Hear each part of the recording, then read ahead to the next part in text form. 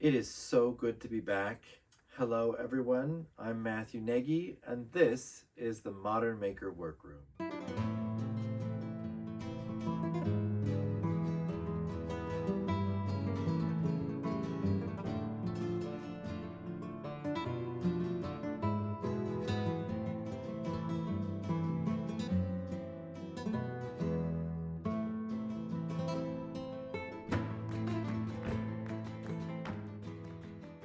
Many of you who've been following along with my life since I stopped posting videos on YouTube are aware of the fact that I've had so much change and upheaval.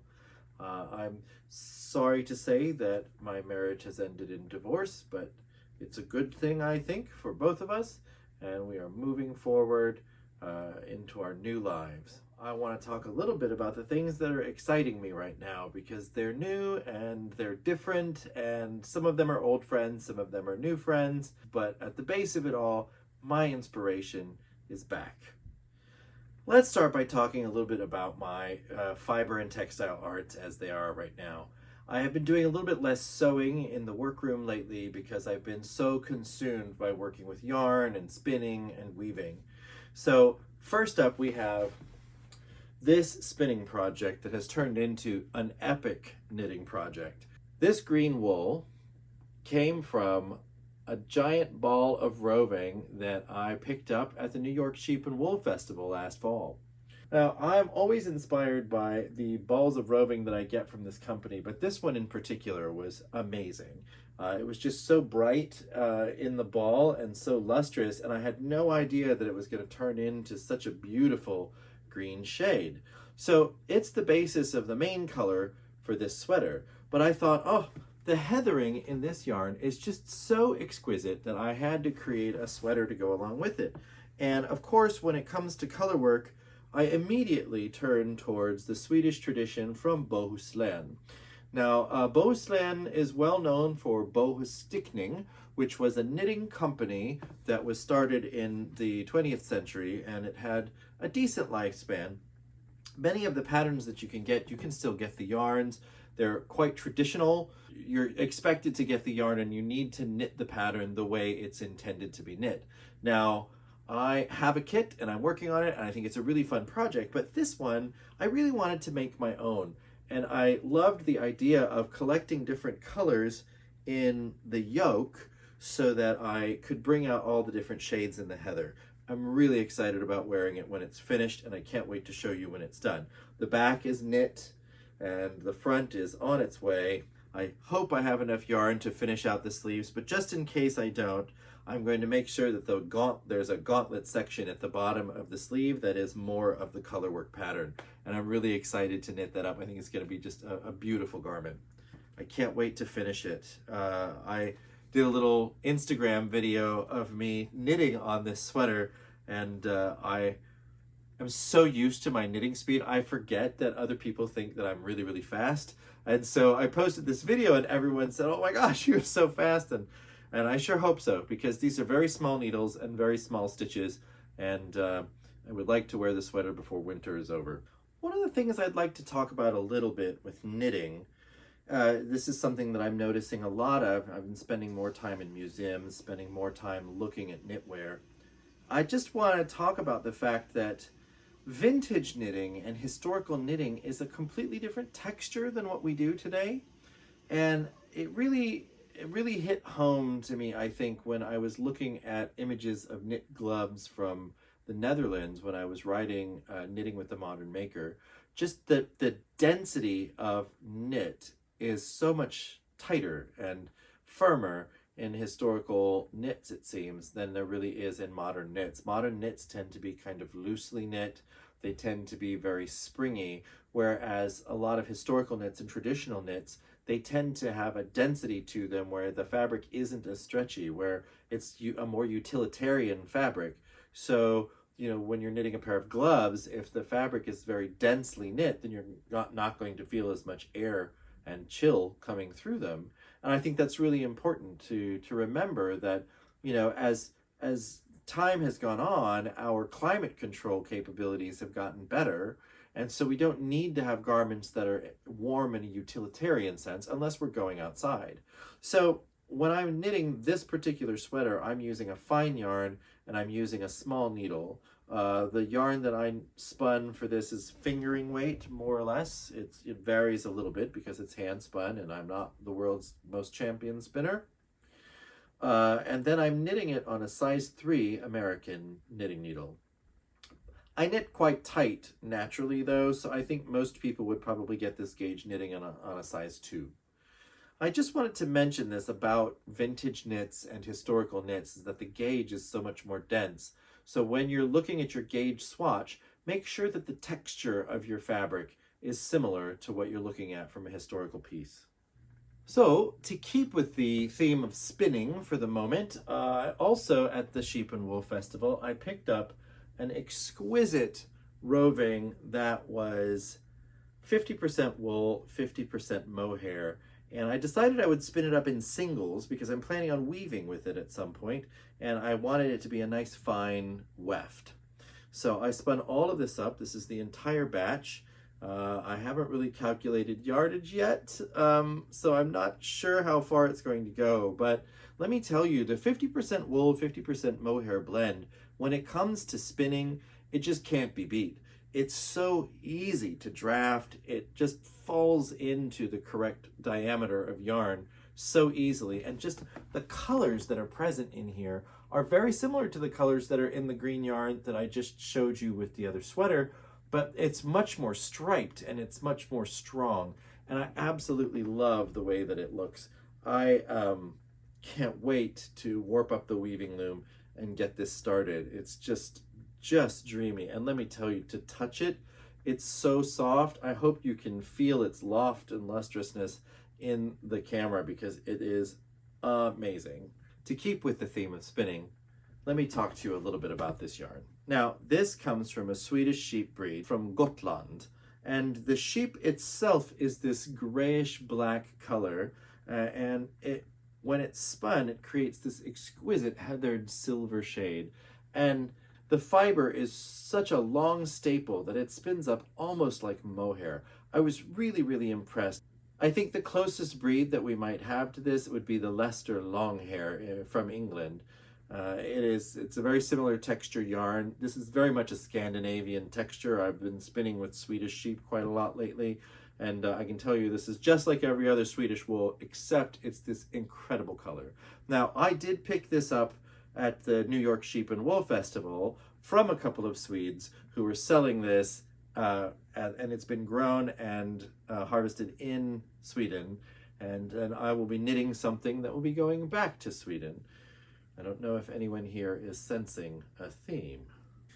Let me keep with the Swedish theme a little bit. I got to go to Sweden for Christmas, which, let me tell you, those of you who celebrate Christmas, nobody does it like the Swedes. They have these fantastic traditions that are very old. They don't really have Santa the way we know Santa in America. They have the jultomten, and he's a really wonderful figure. He's beloved by everyone. And I won't go too deep with the traditions now, but let me tell you that there is nothing warmer and cozier than a Swedish Christmas. And at some point, I'll do a whole post just about my experience for Christmas. While I was there, I encountered a lot of Swedish traditional dress. Now, I love traditional dress. It's related to historical dress, but it's much more personality driven and identity driven. And I think that that's something that is very near and dear to my heart. When I created my personal look a couple of years ago, when I developed my uniform, so to speak, it was really about identity and about expression and trying to figure out what parts of me I wanted to display in my clothing at the same time. Now, traditional dress in Sweden and Norway in particular are really important to their culture, and the elements that I use, I try very hard to use them in ways that are intentional from a traditional dress standpoint, so as not to be appropriative, but almost to fold myself into part of the tradition in Sweden. While I was there, I encountered a hat style that I just fell in love with. There's this beautiful hat, and you can see a photograph of it here. And I decided I wanted to make a similar hat, but I wanted to use some elements that were near and dear to my heart that weren't necessarily distinctly Swedish or distinctly from that region. So I began by understanding the shape of the hat. Now, this has quite a bit of a triangular shape to it, but let me tell you, it's not knit that way. It's actually knit with quite straight sides. It just takes on a tapered shape like this after it's worn. It stretches over the head, and the heat and moisture from the head stretch it out at the bottom and then taper it to the top. But it's actually knit as a straight-sided tube, and then the decreases happen to shape the crown. Now it's only decreases on two sides, so it's knit very much like a flat garment. It doesn't have 4 points like a lot of hats do. Let me talk a little bit about the patterns that are in here. Now, those of you who are familiar with Knitting with the Modern Maker will recognize these motifs, because all of the motifs in here are elements from that book. And each of the motifs was found in embroidery and knitting manuals, counted stitch manuals from Austria from the early 17th century. And I found them very inspiring. So I used this pattern here, which is almost like a double helix. It has a very organic feel to it. What I found out later is that in Sweden, this is actually a traditional pattern that is frequently seen on cabinets and shelving in Swedish houses. Now, they call it the running dogs, but I just look at it and I see a double helix. So I think of nature when I see this. This little flower pattern down at the bottom, also one of the motifs in the manuals, and I've used this on a pair of gloves or mittens in Knitting with the Modern Maker. And then a simple diamond pattern at the bottom. And these striping styles are definitely taken from the Swedish style hats. The single stripe of white followed by a single or double stripe of the main color. In this case, it's gray. And typically in the traditional hats from Sweden, there's really only 4 or 5 colors used. Whereas here I've got 1, 2, 3, 4, 5, 6, 7, 8, 9. I have 9 different colors in this hat, and I absolutely love it. In fact, there is a Swede that has demanded that I make one of these for him as well. I also really, really love the way that it sits on the head. I just think that it's fun. It gives this very playful elf-like energy, which I really like. And I wear this walking to work in the wintertime, and I love the feeling of the tassel kind of bouncing at my ear or on the back of my neck. It just makes me feel cozy when the wind here and the air in Virginia in the wintertime is really cold and really damp. So cold that gets into your bones. So having warm garments that are based in a very cold country like Sweden means that you're going to be cozy no matter what. So eventually I will write a pattern for this hat. I haven't written one yet, but I'm making another one, and it's going to be knit with this wool from Gotland, but I'll write it in a gauge and pattern that works with yarns that are more easily accessible, that aren't necessarily hand spun. I talked a little bit about Sweden. Okay, I'm guilty. I've talked a lot about Sweden, but the thing to remember is that Scandinavia in general is something that is near and dear to my heart because of all of the fiber crafts, particularly knitting and weaving. But there are more crafts than that. I just engage the most with knitting, weaving, and sewing. So the fun thing about traditional dress is the styles of traditional dress are based in history, meaning they come from styles that are part of historical dress, not traditional dress. These are 2 very different concepts. But at some point in history, an outfit is chosen for a town, for a region, that becomes crystallized. It becomes frozen, and then the details of that are supposed to remain relatively unchanged for a very long period of time. So traditional dress transforms very, very slowly and is always influenced by the time periods in which people are wearing these garments. So you see, when you look at traditional dress that's from the 19th century, you see a very structured, corseted 19th century silhouette for the women, and you see very suit-like structure for the men. The area is called Malung, that's the name of the town, and they have very specific long black coat, they have a red vest, and there's usually leather or suede breeches. Now, the pair that I made that you see here in this photo, Those are ultra suede because I wasn't able to get the right quality of suede here in the US, and I didn't want to attempt to make them when I'm not so much of a leather crafter myself anyway. So it was just safer for me to sew them with ultra suede and just have that be enough. What I really love about it, though, is that the elements are quite Regency, except for the coat, which is sort of hard to distinguish a style and period for the coat. There's elements that come from the early 1800s, but then there's other elements that come from the mid 1800s. So you have to kind of put them together and really have just relax into the fact that it's not history necessarily. The garment has history, but when you're making one to wear, you're making it for you. You're making it for now. It is celebrating a history, and it is marking you as a member of a community. Especially because I was there for Christmas formal occasions, very often people will wear traditional dress. So long black coat, red vest with gold buttons and green buttonholes. That's very specific. And leather suede breeches. And there's always a top hat, which I absolutely love. Now, there are other traditional styles from the region, but this is the one that I was able to make because I can work with wool, I can work with ultra suede. There are other styles like this beautiful fur coat that you see here. These are traditional elements from the same area, and they share some relationship to the coat itself and to the vest, but I just didn't have the supplies, and honestly, I don't know how to work with these textiles as well as I should, and I didn't want to attempt it without having more skill, more practice, and more teaching.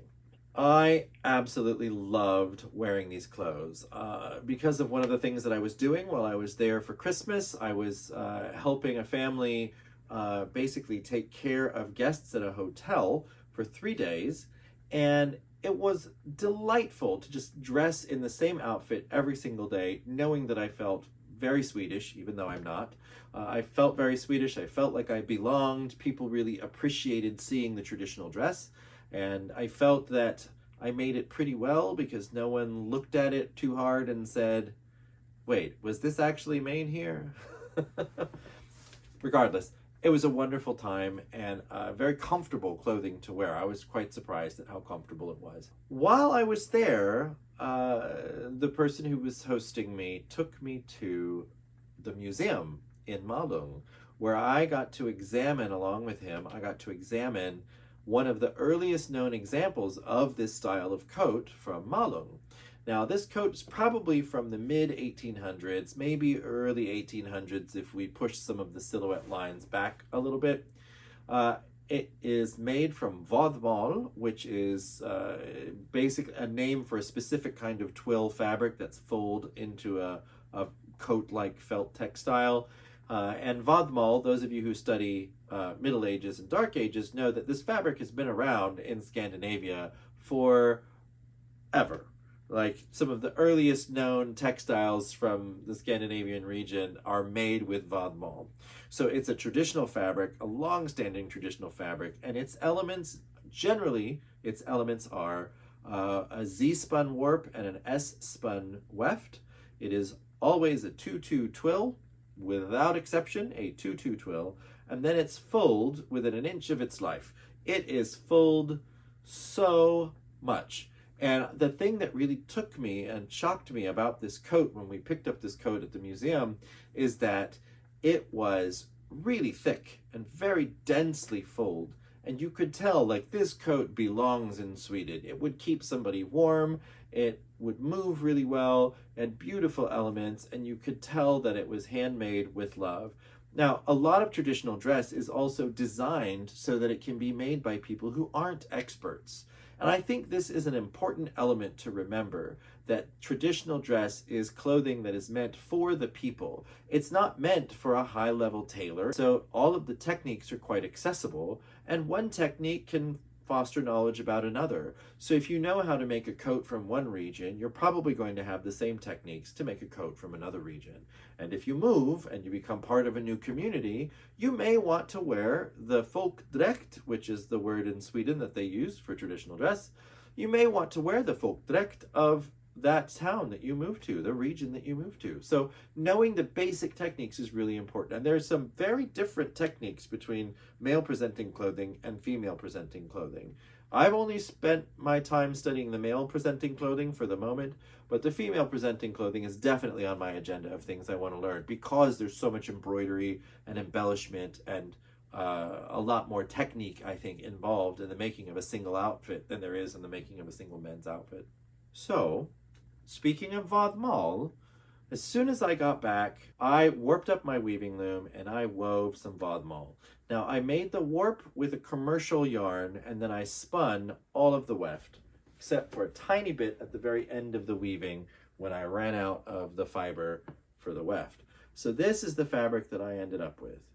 Now, this started off as a 2-foot wide piece of fabric, but as it was fulled, it shrunk down quite a bit. It's a beautiful green color. I don't know if you can sense the theme, but I might like me some green. You know, these are nearly identical shades, and they both speak to me very deeply. I really love this green color. So I made this fabric. There's about 7 yards of it, and it is roughly 1 foot wide. What I plan to do is to make a jacket out of it. I'm going to make this jacket in one of the traditional styles from Sweden. I'm not entirely sure which one yet, but I'm just going to use the shape of the jacket because I really love the cut of the clothes in traditional dress. But I'm not going to be particularly specific about copying exact elements from any particular region, because what I want is something that feels traditionally Swedish, but is very much me and expresses who I am. So I've spun the weft, I wove the fabric, and I am ready to make a jacket, and you'll be hearing more about that as the process continues. I have some ideas about what I want to do, but I need to pick and choose. So I'll have a video coming up soon about my research and design elements that I'm going to put into this garment. Just before I moved away from New York, I finished weaving this piece of fabric as well. This one I didn't hand spin any. This is all wool from Jagger spun yarns from Maine. This was woven on my rigid heddle loom, so it's a little bit wider, and I didn't full it quite as heavily as I did the Vodmal. So it's not quite as thick, it's not quite as heavy, and I think it's going to make a really delightful waistcoat or short jacket. So let me talk a little bit about what's coming up for my sewing. I am almost done with the rewrite of the Modern Maker Volume 1, 2nd edition, and I'm so excited about it. I'm literally 10 pages from completion, and that's going to happen soon. I think what I want to do is I want to use this beautiful silk, which was a destashing purchase that I made from Samantha Bulat. Those of you who follow Colonial Williamsburg and follow YouTube costumers and tailors, Samantha Bulat makes absolutely beautiful things. This is 100% silk. It's a gorgeous damask fabric, and it is not 100% authentic, but it'll make for an absolutely fantastic book cover, and I can't wait. Moving away from such old history and moving into something that's a little more current, I have taken up a little bit of quilt making, and this is an interesting technique for a double-faced quilt, using some of the sewing techniques that I like to employ for making things very quickly. So it's double face, and both faces are sewn at the same time. So you can see it's perfectly reversible, and I'm making a warm colored side and a cool colored side. And there will be a lot of different fabrics involved in this, but I'm going to try to artfully arrange them so that it looks pretty cohesive. But I'm super excited about the process. I'm just using a 2-inch see-through quilter's ruler to cut all of the strips, and I'm using a 1/4-inch seam allowance. So each one of these ends up being 1.5 inches wide, except for the center square, which I cut at 4 inches square, and it ends up being 3.5 inches square in the middle. I love the technique. I love the variety that you can create, and it's just a wonderful, fun technique, and it's going to make for a fantastic bedspread when I'm done. It is so nice to feel passion for making again. Making things is my soul. It's who I am. And to feel as though I were being disconnected from that for many reasons was very difficult. And those of you who were in my personal inner circle when I was making the decision to stop doing videos and stop creating content more than a year ago, you remember what a struggle it was for me, because I love all of these things, but they just didn't make me happy anymore. Even now, I'm not even making a mention of Spanish historical clothing, because I feel like I've said the things that I needed to say about Spanish clothing, and I'm turning my attention toward a different country, toward a different region. You know, not being from anywhere specific means that I have a little bit of freedom to choose what I want to look at and choose what I want to study. And I will get back to 16th and 17th century clothes, because there's plenty of those in Sweden for me to study. But I think that I'm just turning my attention away from Spanish traditions, because the pattern making system is what I was really interested in. And that pattern making system can be applied to anything from anywhere. Was it used in the same way in every country? No. But can I use it for every garment that I analyze and want to make accessible to everyone? Yes. And that's exactly what I'm going to do. So you can look forward to seeing a lot more Scandinavian-based content, Northern European content. I am really excited about all of these things, and I can't wait to share them all with you.